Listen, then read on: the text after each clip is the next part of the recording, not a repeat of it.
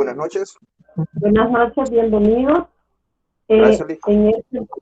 En este momento vamos a dar inicio a la clase de Derecho Procesal 2, que corresponde al día 8 de febrero del 2021. Antes de que continuemos con el desarrollo de la clase, me permito darles una bienvenida. Me alegro de que estén presentes en esta clase, pero también les quisiera recordar algunos avisos que se me han hecho saber por parte de las autoridades universitarias y que se me ha recomendado que les recuerde a todos ustedes. Es en el sentido que la próxima semana se van a iniciar los correspondientes laboratorios. Entiendo yo, salvo que me corrijan posteriormente, que el laboratorio que corresponde a Derecho Procesal 2 sería el miércoles la fecha para la presentación. Las autoridades universitarias piden que se les recuerde que deben de estar matriculados, ¿ya?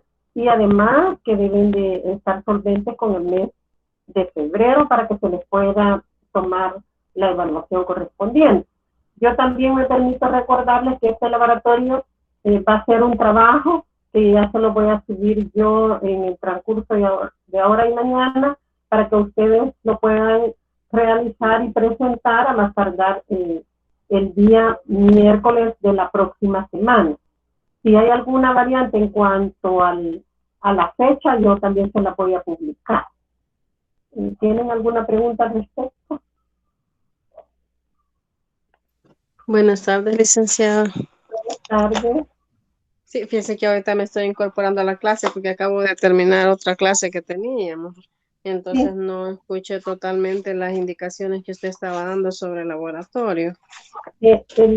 Sobre el laboratorio que entre el transcurso de este día, después de la clase y mañana, le voy a subir al Classroom en que va a consistir este laboratorio, que ese consiste en un trabajo relacionado a lo que hemos visto, ¿verdad? Y eso, solo recordarles que, de acuerdo a las indicaciones del señor decano, pues se les debe recordar de que deben de estar matriculados y solventes con el mes de febrero para que se nos pueda tomar en consideración la nota. Eso solo es un aviso, ¿verdad? Y si no tienen algo de inquietud al respecto, ese momento lo podemos utilizar para retroalimentar la temática que hemos estado viendo, y si tienen alguna inquietud la puedan ustedes realizar, externar en este momento a través de su micrófono o a través del WhatsApp.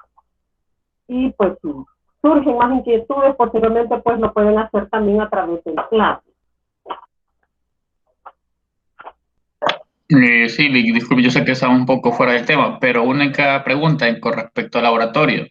Sí. Si ese va a ser individual o va a ser grupal. Pues va a ser individual. Va a ser individual.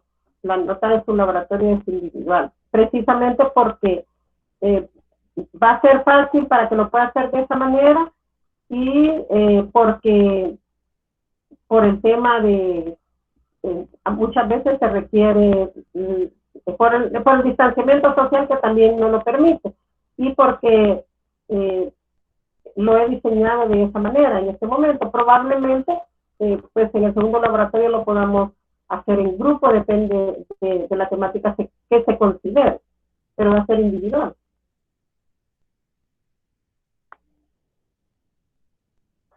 ¿Alguna otra inquietud?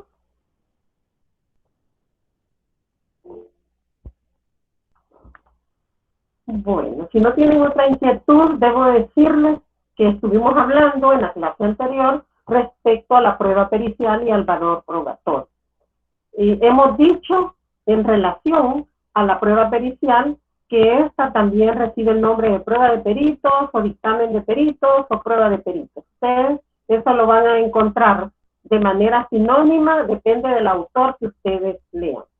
Pero si queremos conceptualizar, decimos, la prueba pericial, debemos decir que esta es una actividad procesal que se desarrolla a instancia de las partes.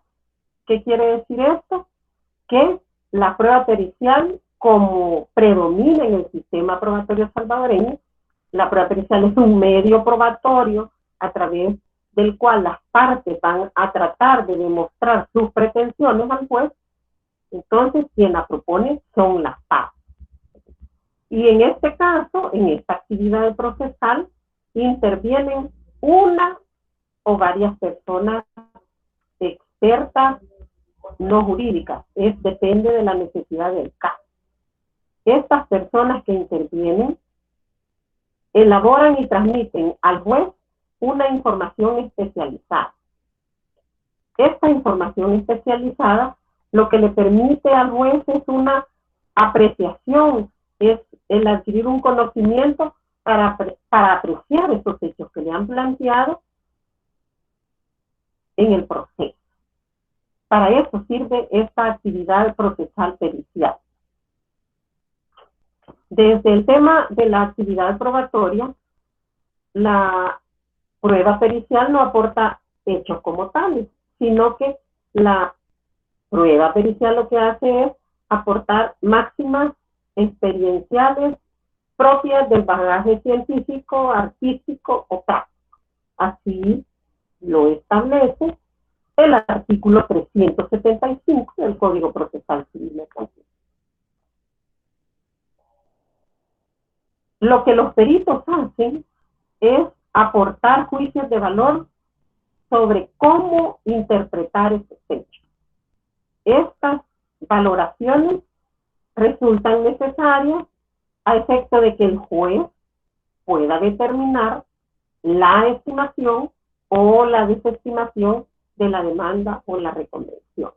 Acuérdense que el juez es un experto jurídico, si es que así se puede llamar, pero hay temas que están fuera del ámbito jurídico, como la medicina, la ingeniería, la arquitectura, la pintura.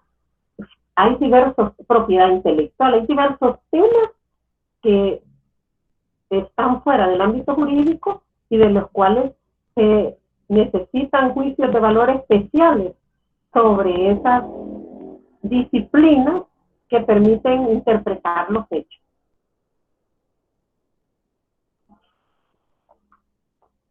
También hemos dicho que esta prueba pericial puede ser judicial como extrajudicial. Radica en este caso, lo que hay es una equiparación del régimen jurídico y el valor probatorio de ambas pruebas periciales. Están en un mismo plano de igualdad. El artículo 288 del Código Procesal Civil Mercantil le impone a las partes esa obligación de aportar en sus alegatos iniciales, es decir, con la demanda, no solamente los documentos, sino también los informes periciales. Esos informes de los cuales se quieran hacer valer en el proceso. Y eso se reitera también en el artículo 377 del Código Procesal Civil Mercantil. Y esa es una prueba pericial extrajudicial que se realizó antes de presentar la demanda. ¿Alguien tenía alguna pregunta?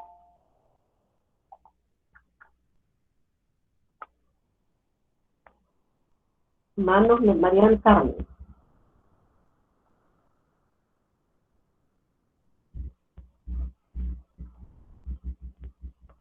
Mercedes también tenía una pregunta. María del Carmen. No, licencia, quizás cuando levanté la mano que le iba a consultar sobre lo de la clase, sobre el laboratorio. Ahorita voy a bajar la mano. Ya, está bien, no se preocupe. Sí, licenciada, yo sí levanté la mano, Mercedes. Sí, esta prueba pericial, entiendo que es un dictamen de un profesional, ¿verdad? Que le han pedido su criterio. Sí. En este caso, esta prueba es evaluada con la sana crítica o se considera tasada en lo otro. Con las reglas de la sana crítica. En la sana crítica. Sí. Ya vamos a ver cómo es que se valora esta prueba.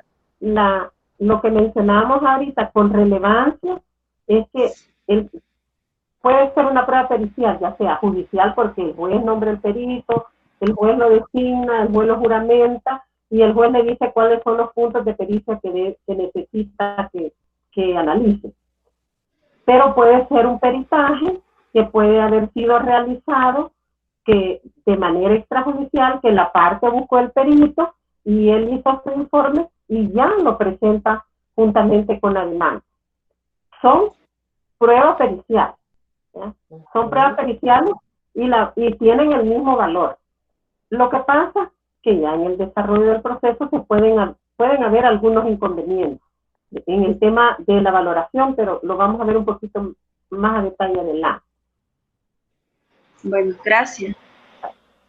Entonces les decía que en el caso de la prueba pericial judicial, de acuerdo al artículo 383 del Código Procesal Civil, señala que podrán ser designados peritos quien posea título oficial en la materia ciencia o arte de que se trata. Pero si no hay una titulación media o superior sobre lo que se quiere la pericia, se va a nombrar el perito entre personas que entiendan sobre esa materia. Es una cuestión de acreditación. Acuérdense también que el perito, cuando se designa, también se le toma un juramento. También se le hacen saber las infracciones penales que puede cometer si no dice verdad en su perito. Lo importante en la prueba pericial es que conozca el criterio de quienes suelen trabajar en ese campo sobre el cual se requiere su análisis. Por ejemplo, actividades comerciales o actividades de prestación de servicios. Él debe de conocer el criterio.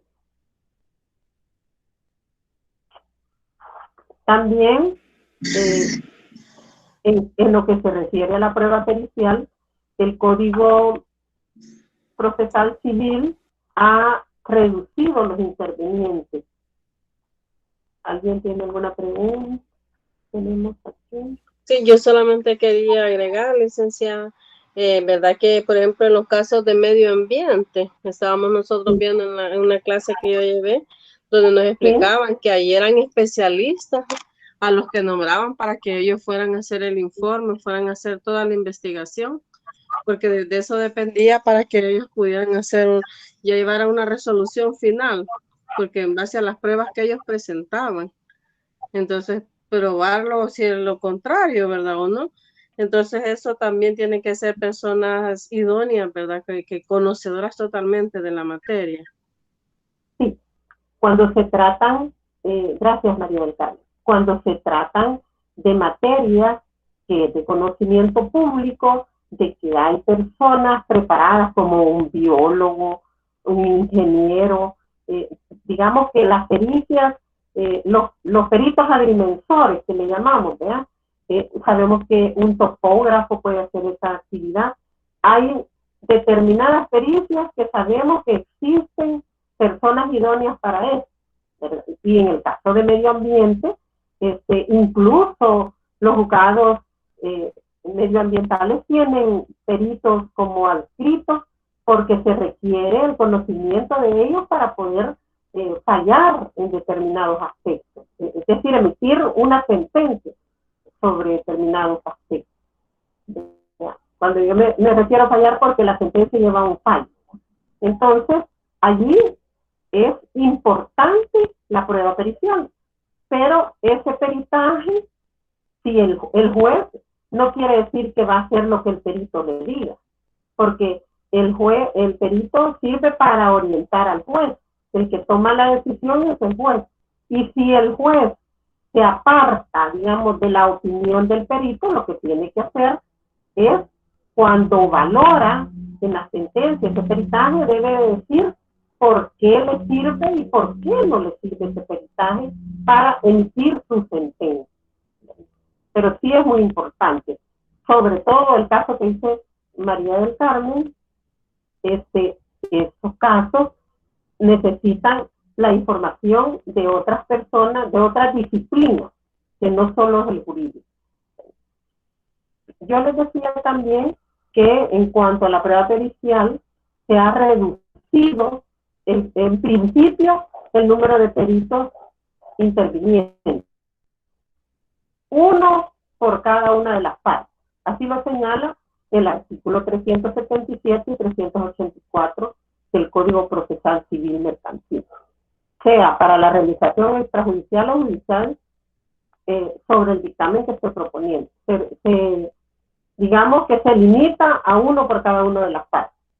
Pero las partes pueden ponerse de acuerdo en la elección de un perito único para realizar el dictamen dentro del proceso. Eso lo permite el artículo 378 del Código Procesal Civil Mercantil. Este artículo establece que las partes de común acuerdo y hasta la audiencia preparatoria van a, o en la audiencia del proceso abreviado, tal como lo señala el artículo 381, pueden presentar un escrito y proponer la identidad del perito y el objeto de su examen. La excepción al número previsible de peritos lo establece el artículo 384, inciso final del Código Procesal Civil Mercantil, que ese artículo permite que las partes puedan designar más de un perito.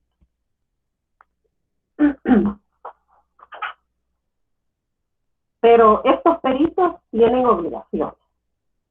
El artículo 385 del Código Procesal Civil Mercantil señala que ante la comunicación de ese nombramiento, es decir, del nombramiento del perito, ¿qué es lo que debe de pasar? El perito debe de aceptar el cargo y prestar juramento de cumplir bien y fielmente el encargo en el plazo de los 3 días siguientes que se le notifique. ¿Por qué decimos esto? Porque el perito en ese plazo puede señalar por qué no acepta el encargo que se le está notificando. Es decir, que él puede excusar para, primero podría ser porque no tenga el conocimiento necesario para ese dictamen o porque alguna de las partes involucradas en el proceso puedan ser así como pueden recusar a un juez, pues puede estar ser su enemigo o ser su mejor amigo. Es decir, que el perito puede manifestar por qué no acepta el cargo que se le está confiriendo. Y si se acepta el cargo, si no hay justificante para que no pueda aceptar el cargo, para que no pueda excusarse, entonces el perito tiene la obligación de presentar el dictamen en el plazo que el tribunal le otorga. Y el tribunal le va a otorgar un plazo al perito de conformidad con la pericia que va a realizar, de la necesidad del tiempo que se tiene. Por eso, en la práctica, lo que uno hace como juez es preguntarle al perito, de acuerdo a los puntos de pericia que se le han dicho que tiene que realizar, cuál es el tiempo razonable que necesita para presentar el dictamen. Y de eso que manifiesta el perito, pues escucha a las partes, a ver si tienen alguna oposición a ese plazo. Y digo eso porque precisamente, como el juez no es técnico en esa materia, no puede de manera objetiva determinar cuál es el plazo que necesita en determinada pericia para poder presentar su dictamen. Habrán algunos casos en los que el juez sí podrá de manera objetiva determinar el plazo y si el perito decide, mire, estar en un plazo demasiado excesivo y el juez reducir. También es importante mencionar que la presentación del dictamen en ese plazo que el juez le otorga al perito, debe de entenderse que la presentación debe de serlo previo a la audiencia de prueba y debe de serlo con 10 días de anticipación. ¿Por qué? Porque las partes necesitan leer el dictamen. Además de eso, lo necesitan leer para saber si van a requerir un interrogatorio del perito con algún fin aclaratorio o como para controlar sus apreciaciones, es decir, las apreciaciones del perito. Y por ello, el perito también tiene obligación de asistir a la sede de la vista oral, de la audiencia probatoria que se convoca. Y él tiene obligación de contestar las preguntas que se le formulan. Por eso, la incomparecencia injustificada del perito va a tener como consecuencia que se le imponga una multa. Y esa multa puede ser de 5 a 10 salarios mínimos urbanos vigentes más altos. También eso, salvo que la misma parte que lo ha propuesto para el interrogatorio, pues desistiera de interrogar. Es importante también mencionar que si este perito no asiste, existe también, pues sí, no asiste de manera injustificada, ¿ya? Él puede cometer el delito de desobediencia a mandato judicial y el juez civil mercantil puede certificar a la Fiscalía General de la República para que investigue si existe el delito y decida si presenta requerimiento penal. Este delito podría también imputársele si este se niega a contestar alguna o varias preguntas o lo hace de forma evasiva. Así lo señala el artículo 388 del Código Procesal Civil Mercantil. Pero, además de estas obligaciones, el perito también tiene derechos. Y el perito tiene derecho de retribución, tiene derecho de pacto de honorarios, tiene derecho a que se le deposite la suma que ha pactado como retribución por la pericia judicial o pericia de paz. Estos derechos son tanto de manera judicial como de extrajudicial, pero de la que tiene control, digámoslo de manera directa, es de la pericia judicial, el juez, ¿verdad? Porque entendemos que la pericia de parte, que obviamente tuvo que haber un pacto de honorarios por la parte que lo ha presentado y le ha retribuido el pago de esos honorarios y le ha pagado esos honorarios. Les decía que como el perito también tiene que ser imparcialidad, tiene que tener una imparcialidad. El ejercicio de su cargo como perito se lo exige. Y como él debe de hacerlo así, entonces él también puede abstenerse y también pueden recusar al perito. Y el perito puede abstenerse o puede ser recusado si se acredita que existe alguna circunstancia que lo lleva a desvirtuar. El perito debe ser excluido sin más y procederse a sustitución por otro de igual titulación o con conocimientos prácticos para la pericia que se necesita.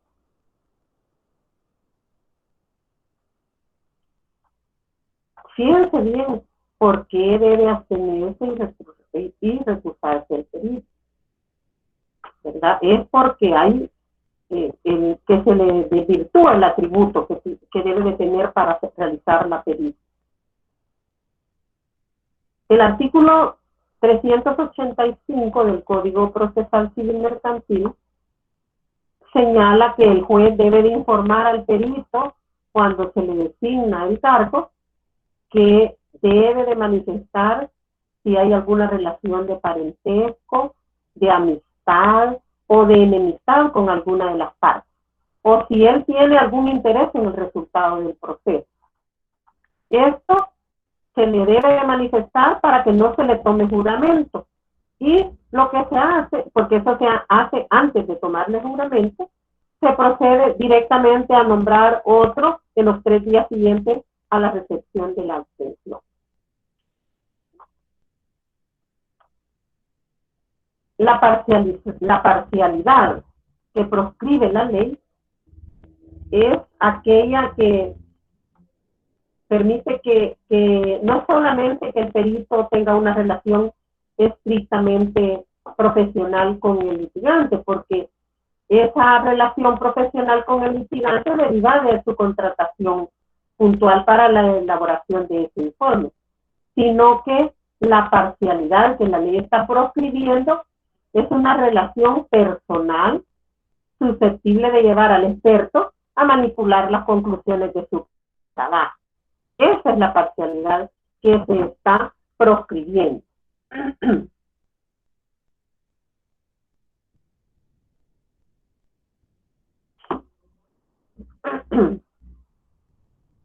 Esta abstención y recusación del perito, el legislador la ha establecido precisamente para no favorecer o perjudicar a una de las partes por motivaciones que obviamente van más allá que la de asegurar el cobro de sus honorarios.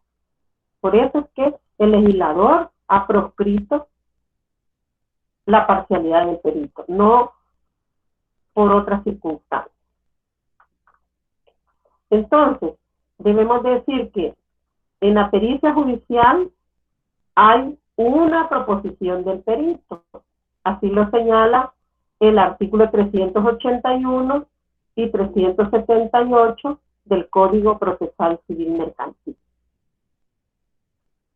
Luego viene la aceptación del perito. También lo señala el artículo 385 y 375 del Código Procesal Civil Mercantil. Esa aceptación del perito es tanto en la pericia judicial como en la pericia extrajudicial. Y luego está la emisión del dictamen que señala el artículo 381 y 386 del Código Procesal Civil Mercantil. Luego viene el dictamen. El dictamen en la pericia judicial lo remitirá por escrito al juez. ¿Cómo debe ser el dictamen? Tiene que ser en los términos más comprensibles. Es decir, que si ese perito tiene que utilizar palabras propias de la disciplina que él conoce, que debe de especificar qué significado tienen esas palabras. ¿Por qué? Porque el peritaje debe de ser comprensible para todos, ¿verdad? Y porque ustedes no me dejarán mentir, en el ámbito jurídico tenemos palabras que tienen un significado diferente que en otras áreas de las disciplinas sociales, médicas, matemáticas, naturales. O sea, hay términos que son propios jurídicos. Así existen, incluso hasta en el idioma inglés, ¿verdad? Que para referirse a los términos jurídicos hay otras denominaciones. Así es en el ámbito de las disciplinas especiales para las cuales se necesitan esas máximas de conocimiento para que el juez pueda comprenderlo. Entonces, debe estar en los términos más comprensibles. Ese dictamen también debe estar en el plazo que el juez le ha establecido. Por eso les decía la importancia que cuando se juramenta el perito y se señala el día y hora para que a presencia de partes se le indiquen cuáles son los puntos de pericia que debe aclarar, se le consigna el plazo para la presentación de ese dictamen. En todo caso, les decía, debe ser 10 días previos a la fecha de celebración de audiencia de pre. ¿Y qué pasa si, imagínense que esa pericia pues por la naturaleza de la pericia que se va a realizar, se exceden ese plazo para poder dar esos 10 días previos a la fecha de celebración de audiencia. Lo que debe de hacer el juez para garantizar ese derecho constitucional de defensa y contradicción de las partes es que debe de reprogramar esa audiencia, de tal manera que estén esos 10 días previos a la fecha de la celebración de audiencia, que ha sido el plazo razonable que el legislador ha considerado que las partes puedan imponerse de esa pericia para que pueda ejercer ese derecho. En la práctica ya se ha hecho.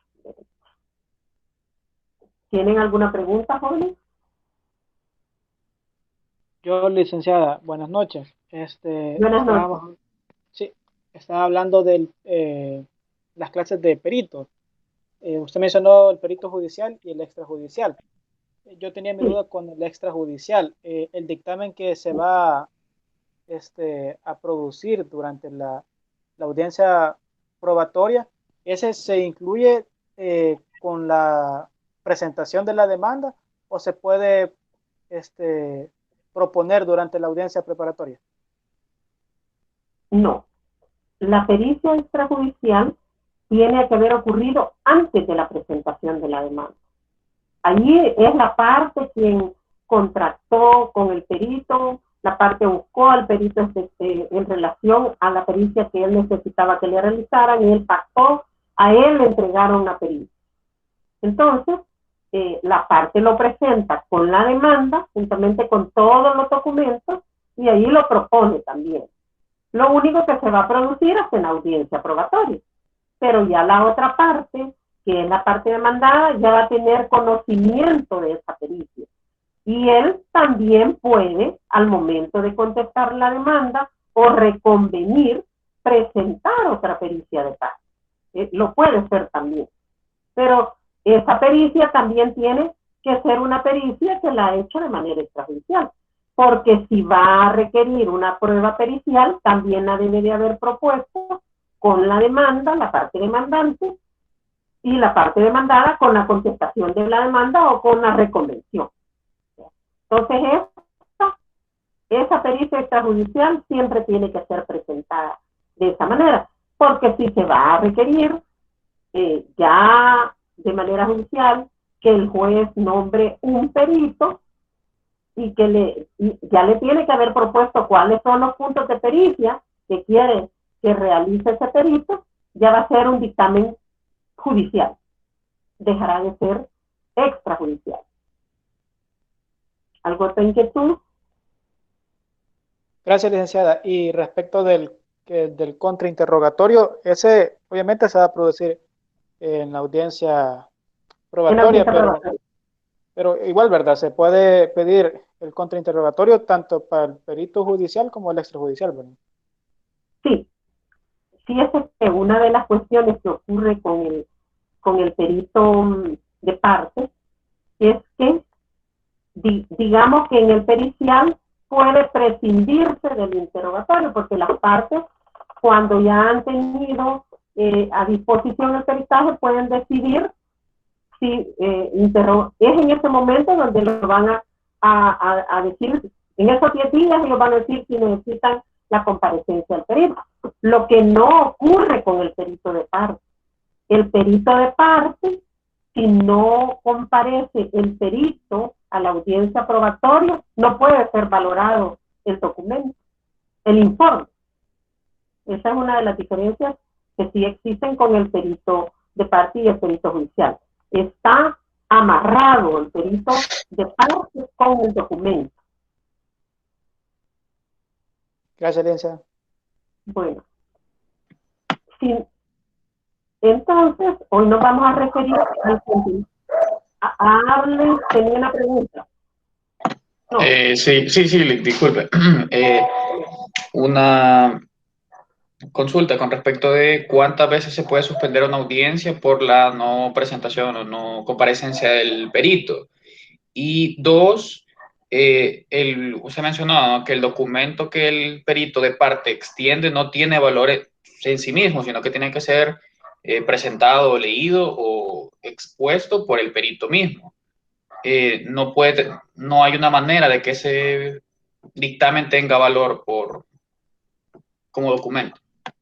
Es que lo que pasa es que el peritaje, el que si lo ha ofrecido como prueba, tiene que también ofrecer al perito para que la otra parte lo pueda, digamos que se produce con la declaración del perito.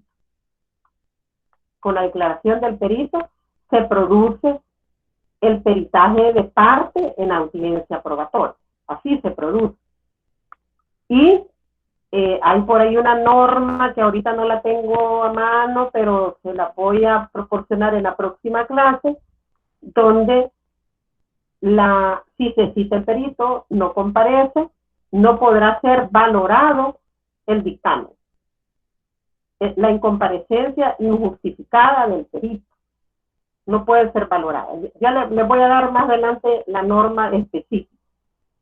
Y en cuanto a la suspensión de la audiencia por la ausencia del perito, pues habrá que ver, porque ya en el desarrollo de las audiencias, el perito puede ser que haya sido citado porque una de las partes pidió que lo va a interrogar, me refiero al perito judicial. ¿Ya? El peritaje se incorpora como documento, ¿verdad? Y si no hay impugnación, si no hay interrogatorio, si no se solicita, porque la comparecencia del perito se solicita para aclaraciones sobre el peritaje. Entonces, si la persona que lo propuso desiste, pues ya no hay sentido de que se esté suspendiendo la audiencia por la incomparecencia del perito. Pero lo que se va a hacer es, pudiera ser que el perito esté justamente impedido para la incomparecencia. Imagínense que hoy con este tema de tantas enfermedades, pues, que el perito esté incapacitado clínicamente. Entonces, por considerarse necesario y por el derecho a la prueba, pues se puede interrumpir la audiencia por esa razón. Pero la casuística, digamos que no lo podemos casar con decir, mire, una vez, 2 veces, no, depende del caso, porque el juez debe ser objetivo en cuanto a ese tema. Entonces tendrá que ir analizando la casuística en relación a eso. Entonces se puede suspender la audiencia siempre y cuando el juez justifique el motivo y argumente la razón por la cual se está suspendiendo.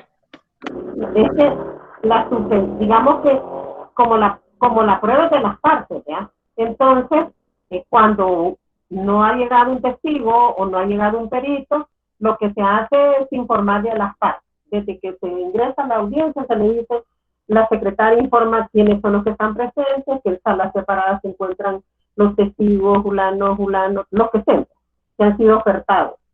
Y informa también de quienes no han comparecido.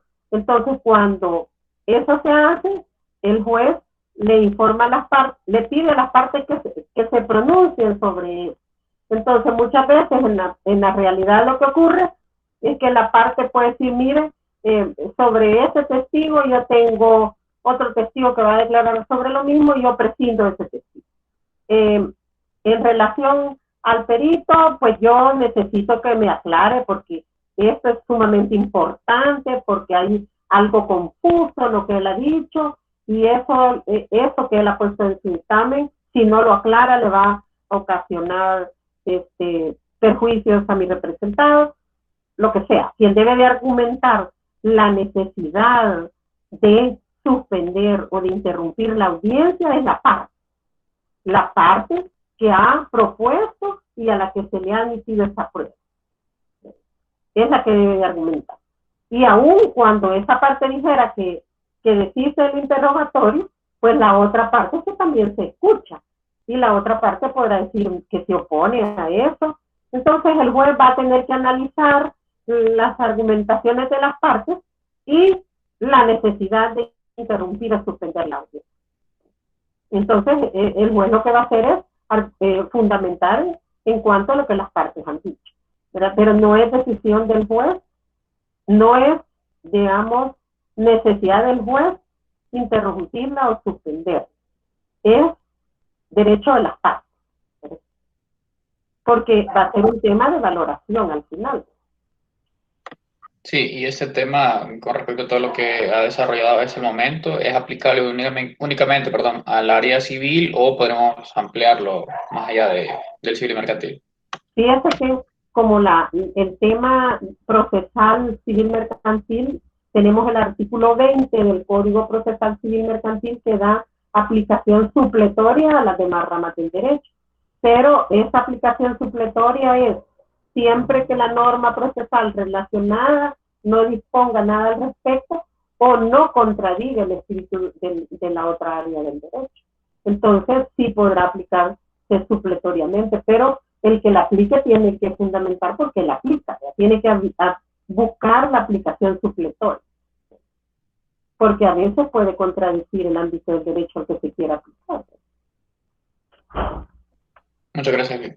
Bueno, continuando, podemos decir que el contenido de ese dictamen... Lick, perdone que le interrumpa. Dígame, perdone que le interrumpa. Solo que no me quedó algo muy claro. O sea que si no se pide, o no, si no se interroga al perito y solo se tiene en este caso como unidades de valoración de la idoneidad y el dictamen, no se puede evaluar en este caso la declaración del perito, o se tiene que necesariamente interrogarlo para poderlo valorar. En el ámbito del peritaje judicial sí se puede valorar. En el peritaje de parte vamos a ver que si ha sido impugnado el peritaje, si se ha ofrecido la declaración del perito de parte y este no comparece, no se puede valorar el documento si este no llega, si no se tiene la deposición, porque es el perito de parte quien lo incorpora, pero lo vamos a ver más explicado en la próxima clase porque le voy a traer el artículo específico, porque esa es la diferencia entre el peritaje de parte y el peritaje judicial. El peritaje judicial sí se puede incorporar como un documento.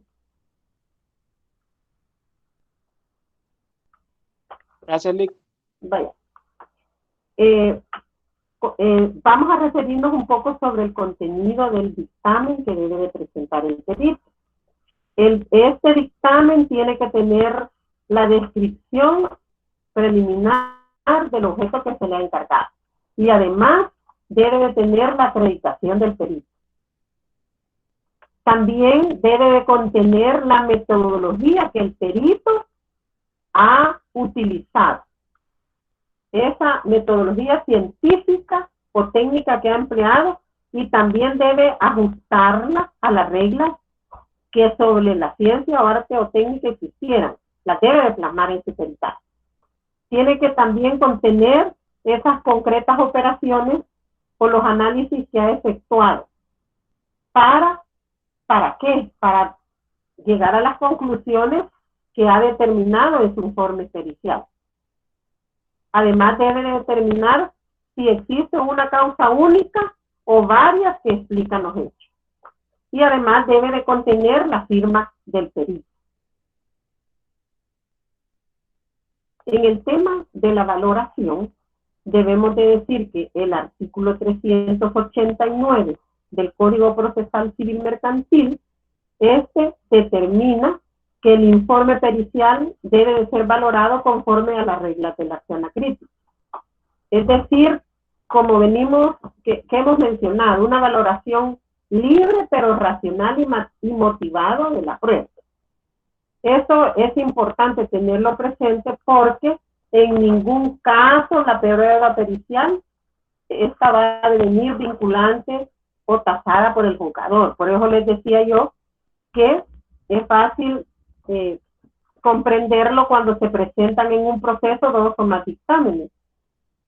Cada uno de los dictámenes de diferentes partes y pueden estar discrepantes y contradictorios entre sí.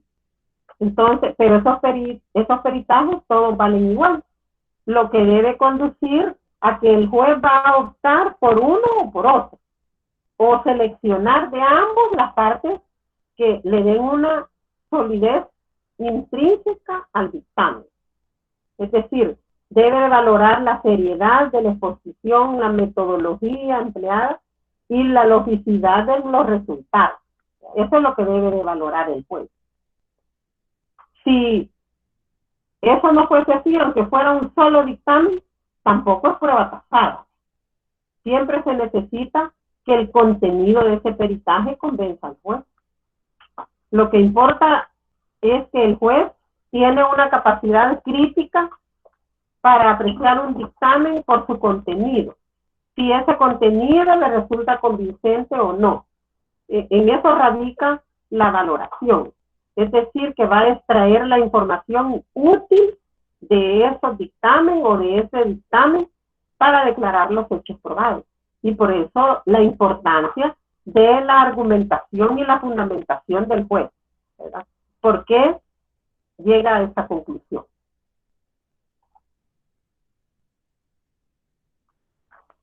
¿Tienen alguna pregunta sobre eso, jóvenes? Si nos puede repetir, por favor, licenciada, el contenido del peritaje, que no lo alcancé a notar. Ahorita. Ahí, mire, les digo, ahí les acabo de dejar en el plano una diapositiva, que ahí está, todo esto de lo que estamos hablando, ahí está. Pero, perdón, buenas noches, las diapositivas no aparecen, como que no se cargaron muy bien. En las de la prueba pericial. Sí, las últimas, apareció una sentencia y otro material, y las diapositivas. Las de la prueba pericial son unas azulitas, no se miran. Sí, yo las tengo, yo las estoy viendo. Me parece que no se me han descargado bien, pero tal vez inténtenlo más tarde. Pero de todas maneras yo sigo con el contenido del dictamen. Gracias, muchas gracias. Vale. El contenido del dictamen, les decía que el perito debe de tener en su dictamen, debe hacer una descripción preliminar del objeto del encargo. Es decir, cuáles son los puntos de pericia que se le han encargado. Y además tiene que poner la acreditación del perito. Debe de acreditar su especialización, su conocimiento de la técnica, su título, todo eso debe de acreditar. Además, debe de determinar en su informe pericial cuál es la metodología científica o la técnica que ha empleado y que cómo se ha ajustado en esa metodología y esa técnica a las reglas sobre la ciencia o arte que existe. Si, yo no sé, en el ámbito sobre todo de la medicina, hay pericias que necesita el informe sobre la lex artis que existe para los médicos, que esas algunos las pueden conocer por algún caso especial, pero no es de conocimiento de los jueces. Entonces, la lex artis, el perito la debe de plasmar, sobre todo en los casos de medicina, ¿verdad? Me estoy refiriendo a un caso concreto. Pero también debe de plasmar en su dictamen esas operaciones concretas que realizó para poder llegar a las conclusiones que está plasmando en su peritaje. Debe determinar si existe una causa única o varias causas que explican los hechos. Y además debe de firmar el perito. Por eso es que ahora los peritajes que se hacen respecto, sobre todo, digamos, lo más común es que hacen peritos evaluadores de los inmuebles en los casos que no es, digamos, en un proceso cognitivo, pero sí en un proceso de ejecución forzosa. Cuando se evalúan los inmuebles, el peritaje que rinde ese perito tiene todos estos contenidos del dictamen. Cómo él llegó a la conclusión de que ese inmueble tiene determinado valor. Igual ocurre en cualquier otro punto de pericia que se le requiera al perito. ¿Alguna inquietud respecto a la prueba pericial y a la valoración?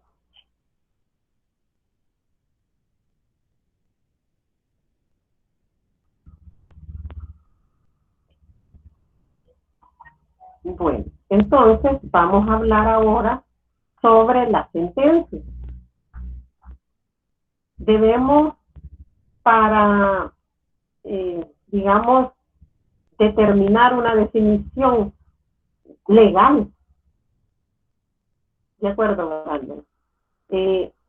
Sobre la sentencia, pues el artículo 212 del Código Procesal Civil Mercantil nos determina que las sentencias son las que deciden el fondo del proceso en cualquier instancia o recurso. Pero si ustedes quieren encontrar definiciones sobre la sentencia, ustedes van a encontrar, depende del autor, depende del país del que sea el autor, van a encontrar diferentes definiciones. Pero si nos referimos a la sentencia, debemos de decir que debe dictarla el juez que ha presenciado en su integridad la audiencia probatoria. Y esa audiencia probatoria está vinculada con el caso. Y eso lo encontramos en el artículo 213 de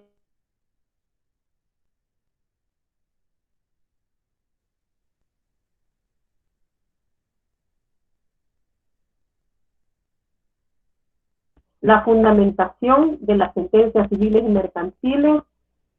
En particular, es atinado afirmar que la justificación de la decisión judicial cumple tres finalidades bien puntuales. De manera teórica, podemos decir que hay una finalidad extraprocesal, hay una finalidad endoprocesal y una finalidad de autocorrección del juzgador. Eso lo decimos de manera teórica. Cuando nos referimos a esa finalidad extraprocesal, nos referimos a esa función político-constitucional de justificación. Esta va encaminada a lograr que el pueblo, que es donde reside la soberanía o el poder, conozca y juzgue la manera como los jueces administran justicia, lo cual implica someter al escrutinio público el ejercicio del poder que representa la jurisdicción. Cuando nos referimos a esa finalidad endoprocesal, nos referimos al buen funcionamiento del proceso en todas las instancias y grados del conocimiento. Esencialmente se desarrolla como un mecanismo técnico procesal con incidencia en tres aspectos del proceso, que son que se puede hacer uso de los medios impugnativos, la ley prevé, y esto garantiza el respeto del derecho de defensa en el proceso. También sirve para facilitar el control institucional que eventualmente realizan los tribunales de impugnación, es decir, los tribunales que conocen los recursos. También sirve para evidenciar ante las partes el sometimiento del juez al derecho. Y desde este punto de vista, la justificación de la sentencia legitima el ejercicio de la función judicial. Específicamente, cuando se dicta la sentencia que resuelve el fondo de las pretensiones y la resistencia de las partes, aplicación del principio de congruencia. Y también esta finalidad de autocontrol del juzgador. La justificación de la sentencia, en la medida que determina el contenido de la decisión, se convierte como en un mecanismo de autocontrol del juzgador. Esto debido a que simple y sencillamente el juzgador no puede adoptar una decisión que no pueda justificar conforme a los cánones del ordenamiento jurídico. Esto evidencia que la justificación tiene un papel de contención de la posibilidad de que el juez pueda resolver los conflictos que se someten a su conocimiento en base a sus prejuicios, a sus especulaciones o a las especulaciones que él escucha, o al odio, a la benevolencia, a la desidia, antipatía o cualquier otro elemento que sea irracional que pueda denotar arbitrariedad. El juez debe de resolver conforme a los cánones de derecho.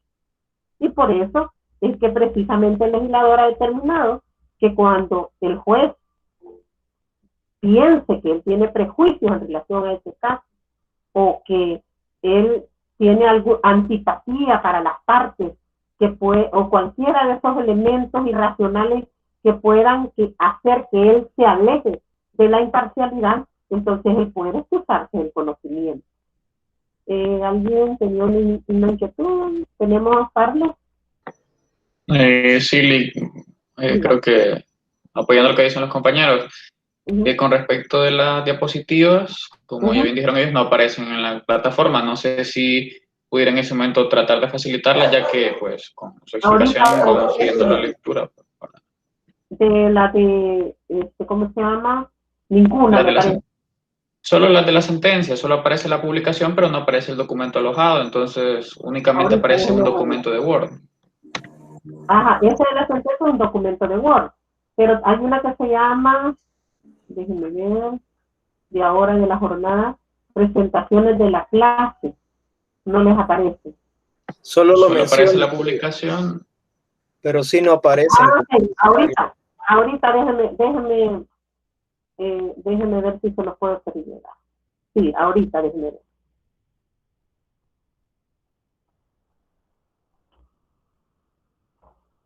Ahorita déjenme ver si se las puedo poner.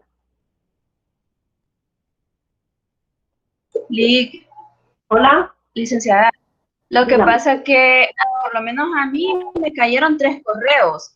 En un correo sí no se ve nada, pero en los otros 2 sí ahí están las diapositivas. Sí, ahorita déjenme ver cuáles las presentaciones de la clase del día 8. Vamos a ver. Ahorita voy a volverlo a mandar y me dicen si están.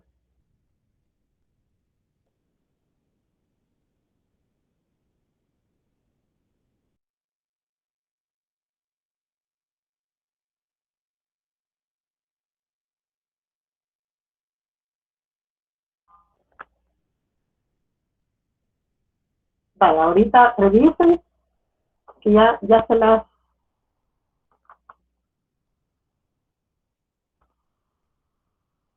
Todavía no llega. Todavía no llega. Sí, dice que ya se... Ahorita sí ya le tengo hasta 3 comentarios.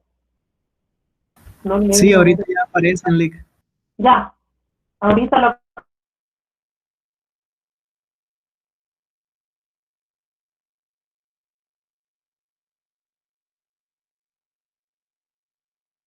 acabo de enviar, que ya se fueron, ya las estoy viendo yo en el plano. Bueno, les decía que la finalidad del autocontrol del juzgador que tiene estas finalidades, el tema de la fundamentación o justificación, esto evita la posibilidad de que el juez pueda resolver los conflictos bajo cuestiones que no sean de derecho. Y cuando hay situaciones de antipatía, de cuestiones que el juez puede determinar que incluso le pueden alejar de la imparcialidad, por eso el legislador ha permitido incluso que se excuse. Y si él no lo hace, pues que las partes lo excusen, ¿verdad? Pero es importante este tema de las finalidades de la fundamentación de la sentencia.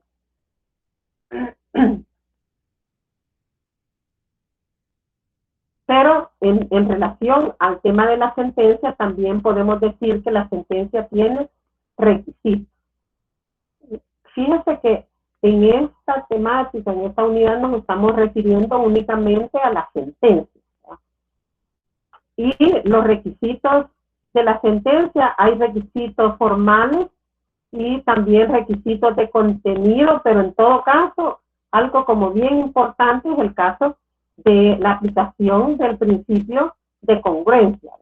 Y estos requisitos formales los encontramos a partir del artículo 216 217 y lo de la congruencia en el artículo 218.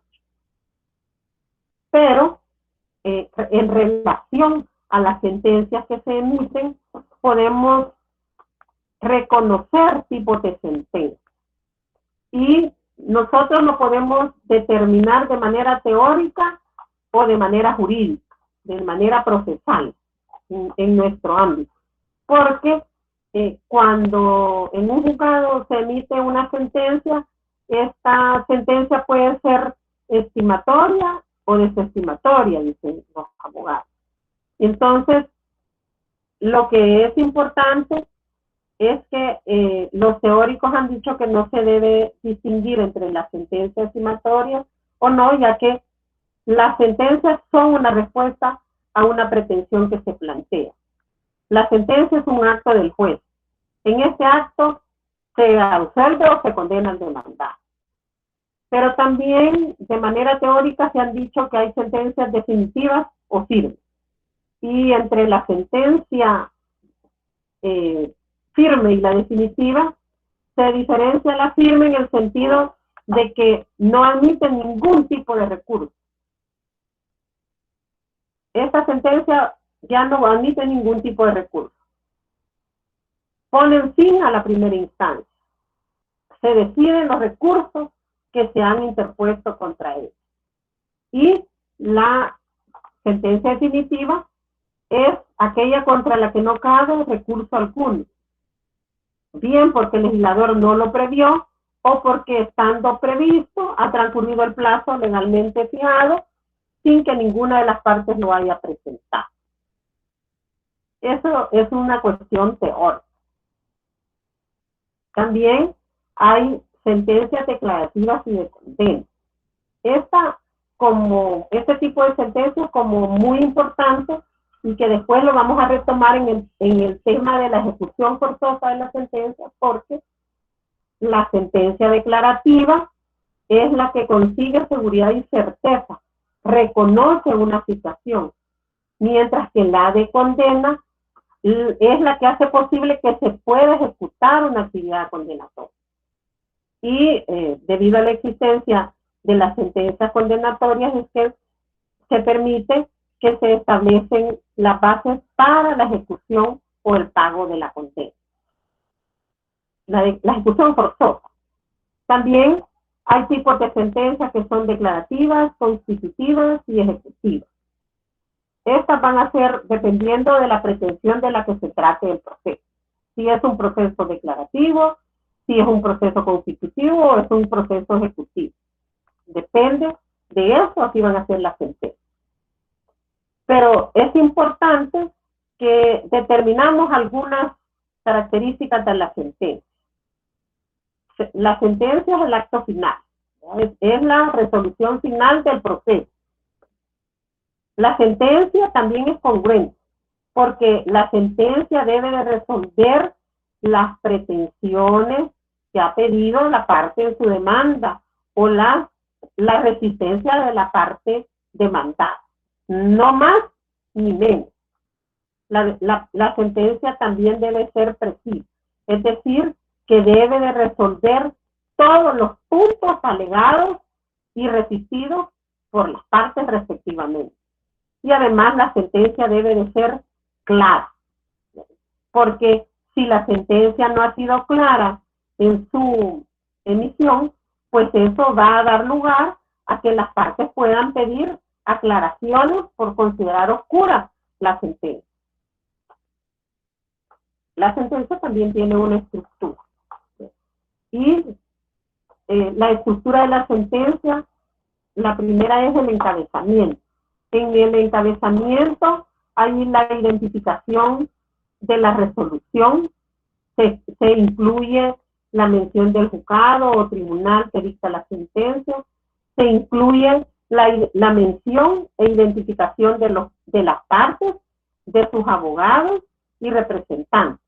Aquí se pone quién es el demandante material y quién es su representante procesal. Aquí se pone su individualización e identificación.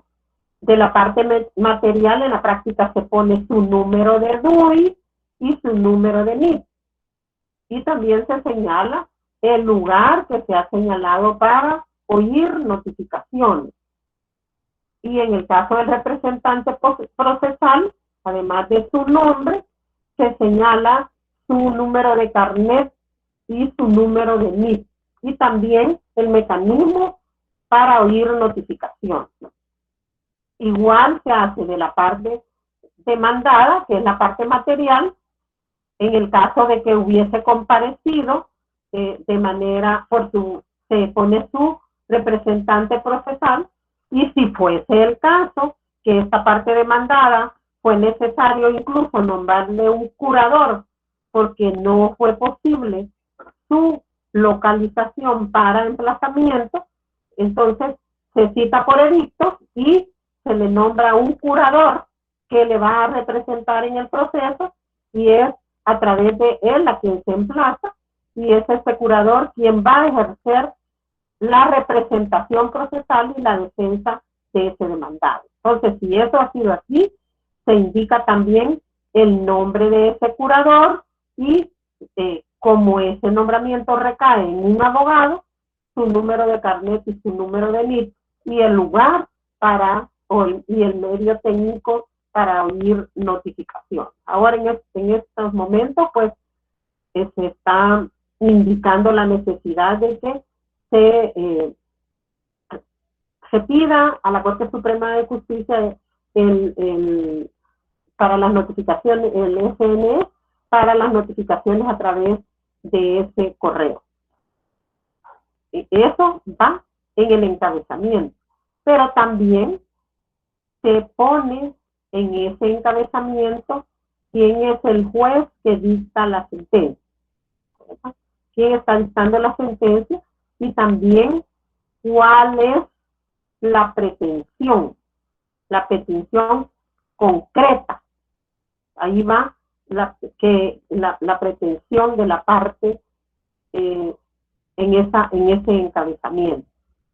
De la integración de los artículos 215 y 217 del Código Procesal Civil, también se colige que en el encabezamiento constará el número de referencia del documento, del expediente, perdón, que documenta el proceso.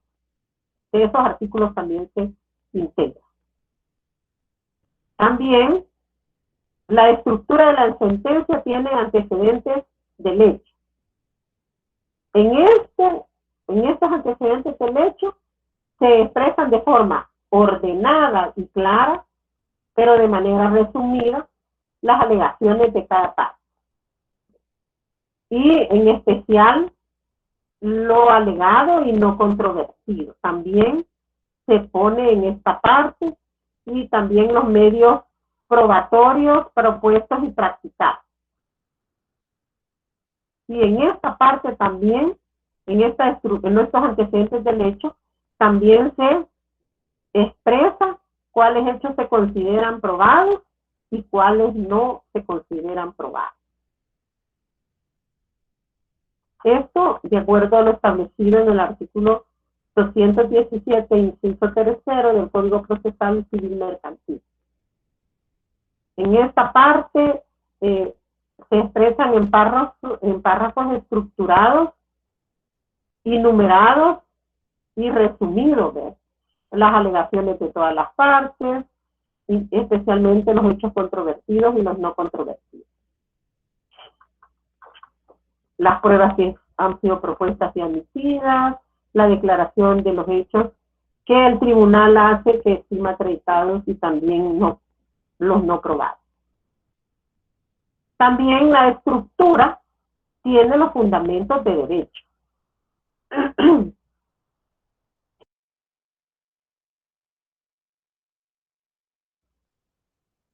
En estos fundamentos de derecho, aquí se incorporan los razonamientos sobre los hechos probados y no probados. Se incorpora la argumentación de los hechos y la valoración de las pruebas. Y además se incorporan las bases legales que van a sustentar los diversos pronunciamientos del fallo. Aquí también se incorporan razonadamente las causas de pedir de acuerdo al objeto del proceso. Y luego, en la estructura de la sentencia, viene el fallo o pronunciamiento.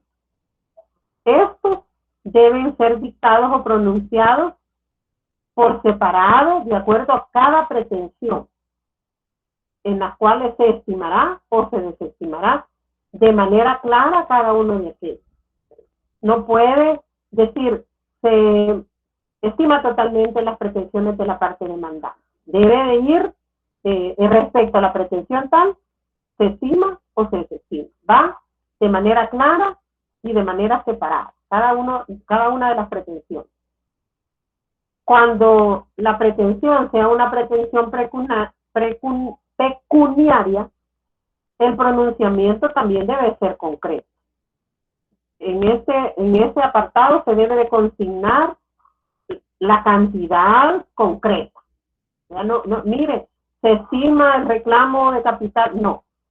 Se ordena el pago de la cantidad de tan en el fallo. Y en las argumentaciones tiene que ir claro por qué se estima y por qué se desestima.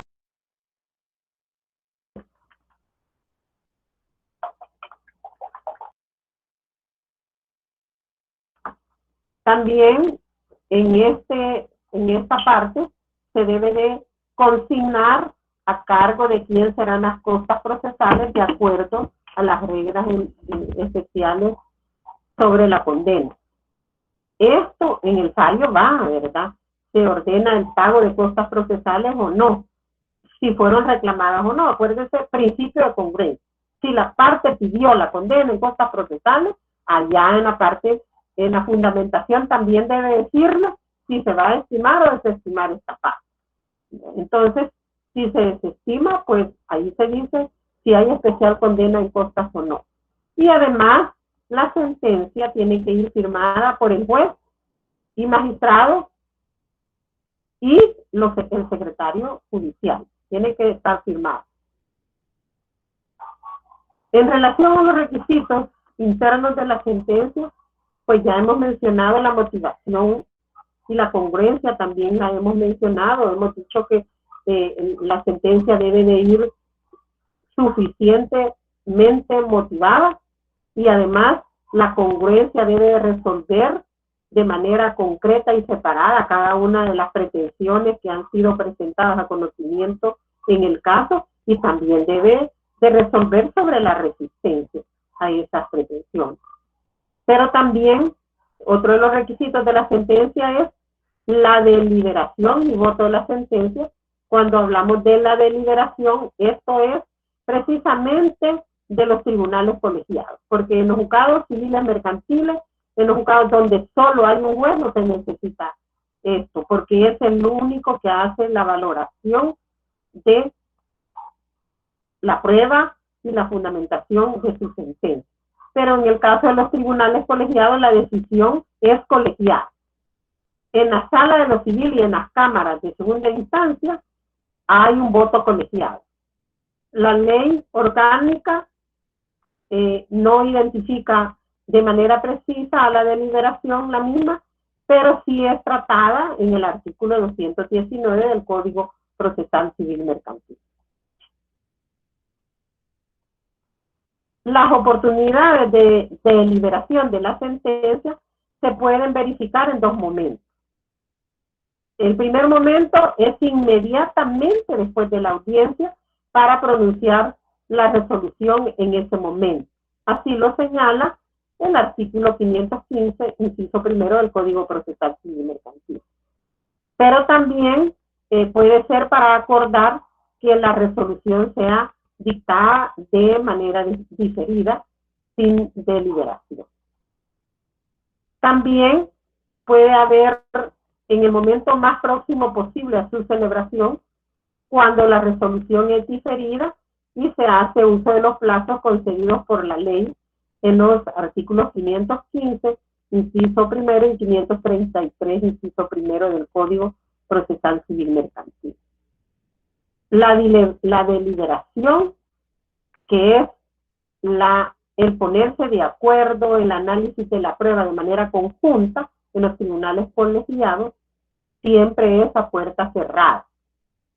Esto excluye la posibilidad que la actividad de debate de los magistrados previa a tomar una decisión sea pública, así como en el resto de las audiencias.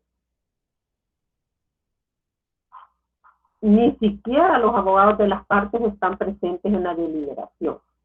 Es una discusión reservada y libre de interferencias de cualquier naturaleza. Lo único que se registra en el acta de la audiencia respectiva será la decisión a la cual se logró mediante la votación requerida por la ley.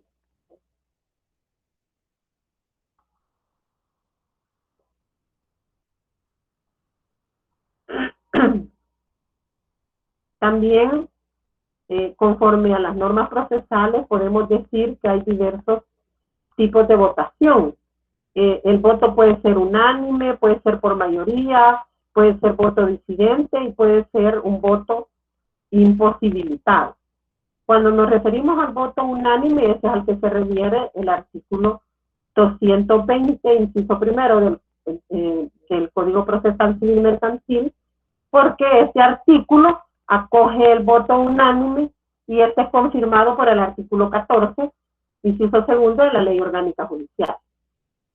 Cuando se indica que en la sala de lo civil se requiere de los 3 votos de los magistrados que la componen.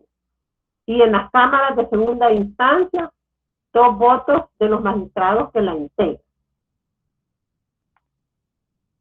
En relación a la Corte Suprema de Justicia, se regula la excepcionalidad y se indica que se necesita solo de la votación por mayoría, es decir, del número mínimo de 8 votos conforme de los magistrados que la integran, según lo establece el artículo 50 de la Ley Orgánica Judicial. Los magistrados no conformes con la decisión acogida por votación unánime o por votación por mayoría, se rescatan los argumentos del magistrado discrepante mediante la figura del voto disidente. Este va a acompañar al documento que contenga el auto o la sentencia, de acuerdo al artículo 220, inciso segundo del Código Procesal Civil Mercantil, el supuesto debido para efectos de lograr, en el caso ese que se necesite un voto más para lograr la unanimidad exigida, se llamará al magistrado suplente, quien va a adherirse a uno de los votos discordantes o razonados. Esto lo señala el artículo 197 del Código Procesal Civil Mercantil. Pero también existe el voto imposibilitado. Y esto lo que viene a hacer es reafirmar el principio de inmediación, al grado de que no se desplaza el voto del magistrado que presenció la audiencia y que por circunstancias justificadas se le imposibilita concurrir a la deliberación y votación. Se le habilita para que envíe su voto por escrito, justificado y firmado. Pero si la causa fuera una imposibilidad absoluta de obtener el voto, se llama al magistrado suplente y se repite la audiencia de acuerdo al artículo 221 del Código Procesal Civil Mercantil. Entonces aquí lo que se reafirma es que quien debe emitir su voto es el que ha inmediado la prueba, ¿verdad? Entonces reafirmamos el principio de inmediación. ¿Tenemos alguna pregunta, jóvenes?